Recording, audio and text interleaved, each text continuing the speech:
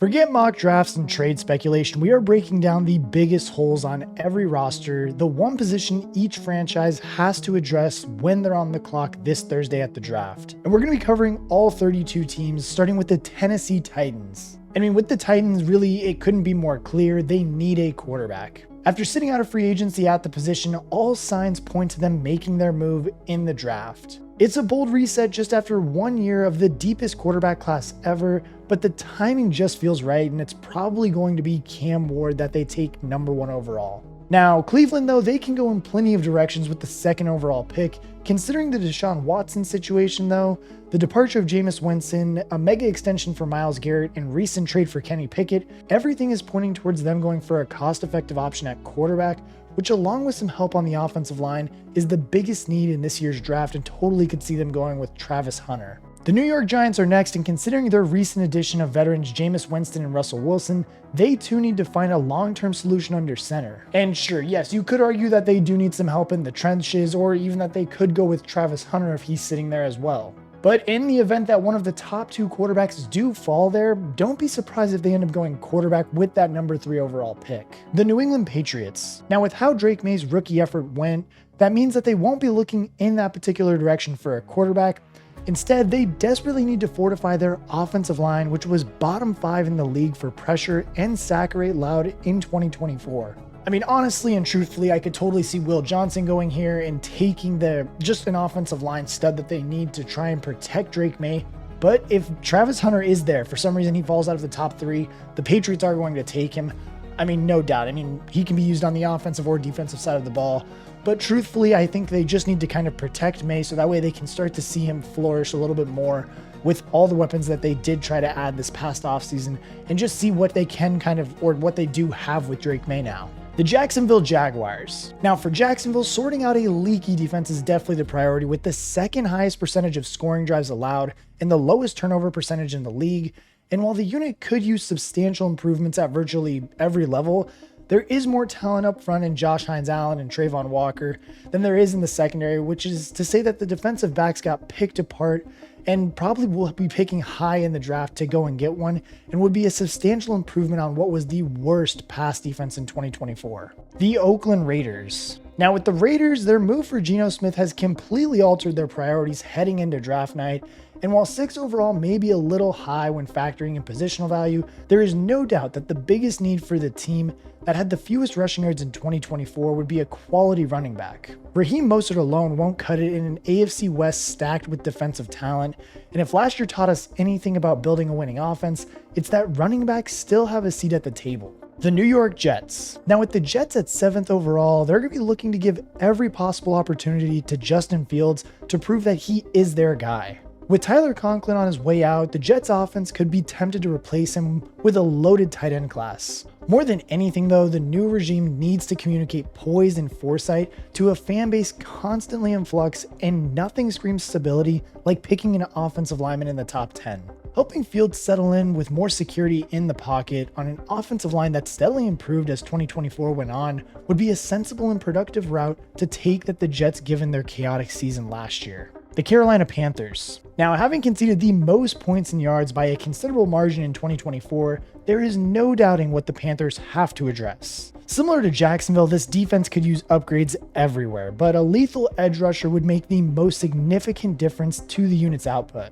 Despite having the 8th highest blitz percentage, the Panthers had the 4th fewest sacks in the league last year, a fairly damning indicator of their current defensive front, making this one something of a no-brainer, especially after Bryce Young's career renaissance at the end of the season. The New Orleans Saints, and this is where things start to get interesting because the Saints front office has committed a lot to Derek Carr to allow a shoulder injury to spook them now, meaning that their biggest draft need lies on the other side of the ball. Allowing the 6th most passing yards per game in the league won't cut it when you're facing a bona fide gunslingers like Mayfield and Penix twice a year, and letting Paulus and Adobo walk has left them especially thin at corner, which is where I think they should be trying to add an elite playmaker. The Chicago Bears. Now, Chicago did address most of their glaring deficiencies in free agency, and it might be a bit early to pull the trigger on a left tackle this high in the draft, as Braxton Jones, who has struggled with injuries, is in a contract year. And I mean, really truthfully, there are many different directions here that the Bears can go. And it's really tough to imagine Ben Johnson passing up on the chance to add an elite offensive weapon,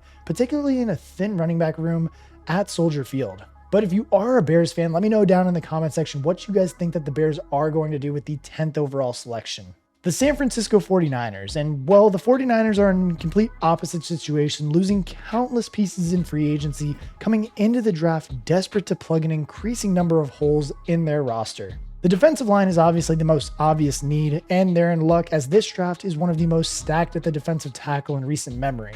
With Javon Hargrave out of the picture and Nick Bosa lacking an equal contributor off the edge, the Niners could go either way here, but an addition at D tackle is definitely needed the most. The Dallas Cowboys, and simply put, the Cowboys need offensive weapons. CeeDee Lamb is basically a one-man show in Dallas, so another wideout would make a big difference at Jerry World, particularly with a healthy Dak Prescott this year. The caliber of receiver they could get at 12th overall could have an immediate impact as well, making this an even better fit. The Miami Dolphins. Now, Miami does have a boatload of picks in this draft, but the position that they're going to be rushing in to fill with the 13th overall selection should be on the offensive line.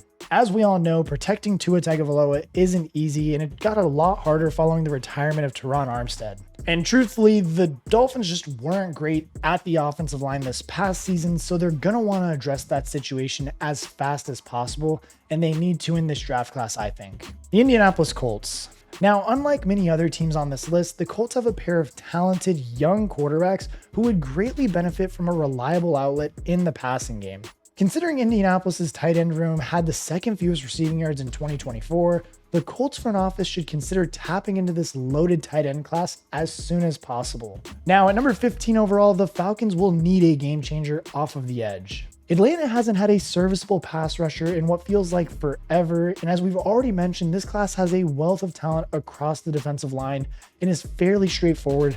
Take a defensive end. The Arizona Cardinals. Now, the Cardinals will want to continue building out their offensive line to protect Kyler Murray and give James Conner even better looks out of the backfield. They're definitely not awful in the trenches, but remain just a few pieces away from being a consistently unstoppable offense with all the other weapons they have on this offense. The Cincinnati Bengals. Now, after spending nearly $250 million on their two-star wide receivers and Trey Hendrickson handing in a trade request, Cincinnati must pick up someone on the defensive side of the ball. I really do think that finding Hendrickson's successor is an utmost importance, so edge rusher would be a great place to start, but don't be surprised if you see an absolute overhaul on defense. The Seattle Seahawks. Now, Seattle is yet another team that needs help on the offensive line, the interior above all else, truthfully.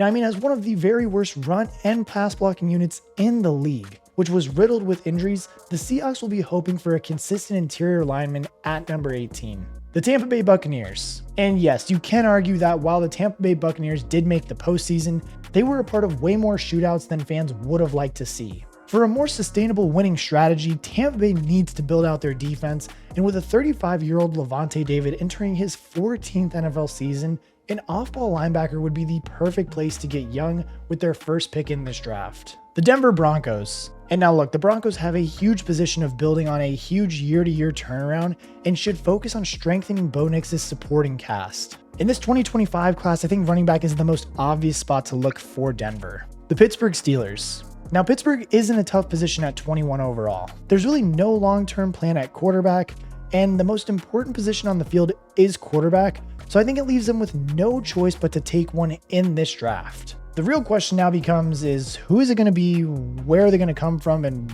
why is it taking this long to get a quarterback in Pittsburgh? Not only who are they going to pick, but who's also going to mentor this quarterback that they bring in? Like, yes, it does look like Aaron Rodgers is going to be going to Pittsburgh, but we still have no certainty that he's going to be there. Like, even if he is going there, do you really want him to try and mentor Shedeur Sanders if he falls all the way to 21? The Los Angeles Chargers. Now, the Chargers need to get Justin Herbert some help to fully unlock this offense. Shrewd offseason business has helped, but they can't go wrong selecting a quality running back or tight end in a class that looks deep at both positions. The Green Bay Packers. Now, for the Packers, their biggest position of need depends on whether or not Jair Alexander stays. If he does, then they'll need to improve the pass rush first and foremost, and if he leaves, then getting their next star at corner will be the first order of business. The Minnesota Vikings.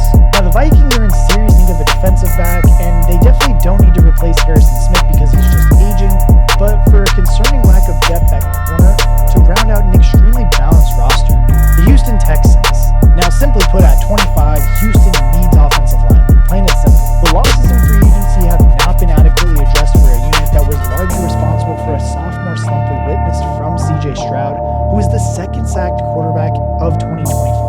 the Los Angeles Rams. Now, they definitely have some exciting young defensive playmakers emerging on this team from last season, and it's easy to forget that they have an aging secondary though. I think adding some depth at corner should be a priority, while some targets for Stafford wouldn't hurt either. The Baltimore Ravens. Now, Baltimore is approaching a delicate contract situation with some of their premier edge rushers, and although it may not be glaring, it is certainly a position that the Ravens needed to address before it becomes a problem, which given the age of Kyle Van Noy and Owehi entering a contract year, it could be very well that they do take an edge rusher. The Detroit Lions. Now, Detroit should look to fill in the right guard slot following the departure of Karen Zeitler. I mean, maintaining the dominance of that offensive line should help retain the foundation of Detroit's potent offense, a trademark of the NFC powerhouse. Especially with how late this pick is in the first round too, they definitely could find some decent value here. The Washington Commanders. Now, the Commanders are another team who desperately needs to fill in a spot vacated by a free agency departure, as an edge rusher who could replace Dante Fowler Jr. is their top priority. Fowler led the team in sacks in 2024, and no one on the current roster appears set to match that output. The Buffalo Bills. Now, the Buffalo Bills, they need better defense. If you watched them at all last season, you know this one doesn't even warrant an explanation. Corner is the most glaring position to be heading into draft night, with Christian Bedford the only outstarter in Buffalo. The Kansas City Chiefs. Now, after getting absolutely dogged in the trenches in Super Bowl 59, the Chiefs will hope to strengthen at the line of scrimmage. I mean, the manhandling of their O-line will probably leave the deepest scar and rightfully make the unit a priority for them in this year's draft. The Philadelphia Eagles. Now, last but not least, the Super Bowl champion Philadelphia Eagles need to fill in the many spots left vacated in free agency. The most pressing of these are on defense, with CJ Gardner-Johnson and Darius Slay gone, so some fresh blood at safety will be needed for the Birds in their quest for a repeat.